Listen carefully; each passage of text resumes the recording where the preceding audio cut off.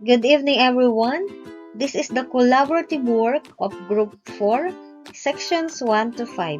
And with me are my co-members, Mr. Mark Alier Anthony Guevara, Mr. Richard Reyes, Mr. Jarom Anero, and yours truly, Victoria Senyo, from Section 5. Quality assessment is essential to successful teaching and learning settings that help students comprehend. Various authors claim that assessment supports learning and improves student achievement. Hence, teachers must understand and implement high-quality assessment methods since assessment is crucial to scientific education.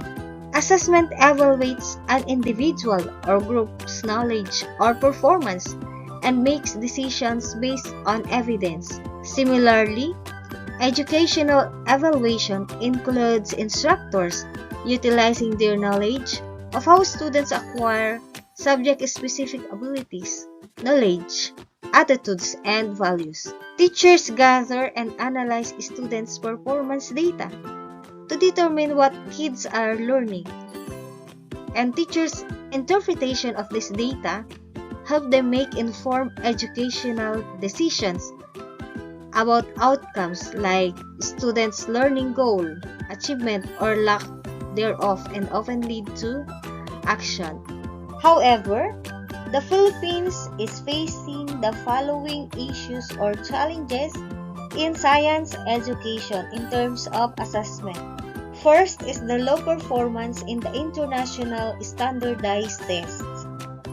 Students in the Philippines remain among the world's weakest or below the OECD average in math, reading, and science. That is the new finding by the Program for International Student Assessment or PISA, with recent test scores showing no significant improvement from the country's performance in 2018. Second is global competitiveness. In PISA 2022, the Philippines scored 355 in math and science and 347 in reading.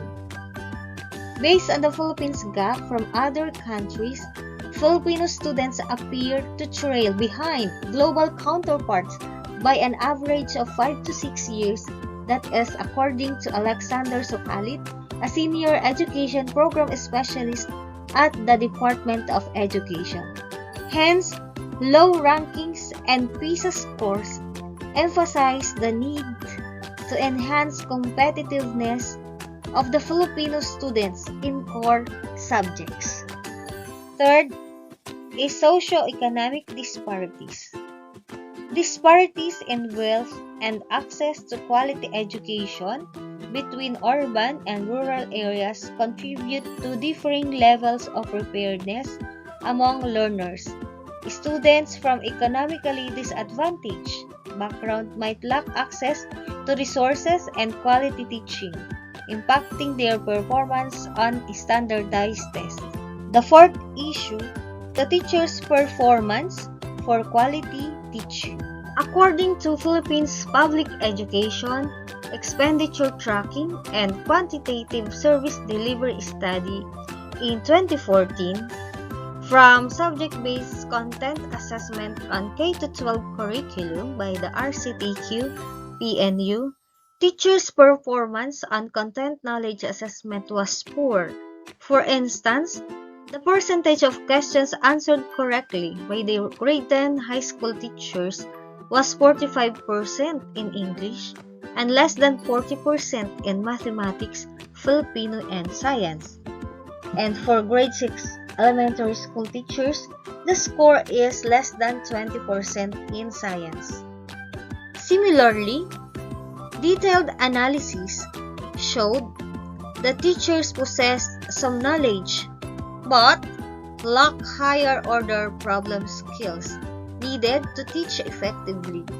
Also, new teachers did not perform significantly better or worse than more experienced teachers.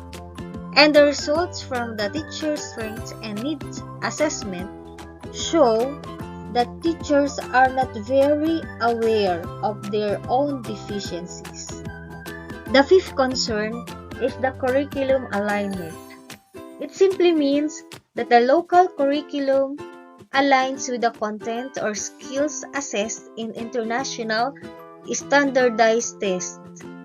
Differences in focus and depth of topics covered might affect students' performance. Lastly is the limited time for science subject, especially for performance task assessment. The allotted time in science is 60 minutes only, which is not enough for the processing of the activity. In pedagogy and assessment, as teachers, let's ensure that our teaching methods and assessments align to promote critical thinking skills among our students. Let's collaborate with education stakeholders from the national level to individual schools to establish a shared understanding of what should be taught, how it should be taught, and how it should be assessed. Under advancing science lab and ICT tools, in our roles as educators, let's work towards improving science labs and integrating technology such as computers and the internet to enhance our students' learning experiences. We should advocate for diverse assessment methods that go beyond written exams, accommodating different learning styles and adapting to the ways in which our students engage with educational content. In monitoring and evaluation, we should take an active role in monitoring the effectiveness of teacher training programs, ensure that the resources invested yield valuable outcomes, actively participate in the assessment of varied methods in our classrooms, advocating for adjustments when needed to improve their effectiveness and address any challenges. In essence, as teachers, let's champion the harmonization of our pedagogical approaches and assessment practices, advocate for advancements in the science laboratory and the integration of ICT tools, and actively engage in monitoring and evaluation processes. This collectively effort is crucial for elevating the overall quality of education in the Philippines from within the teaching community. Thank you.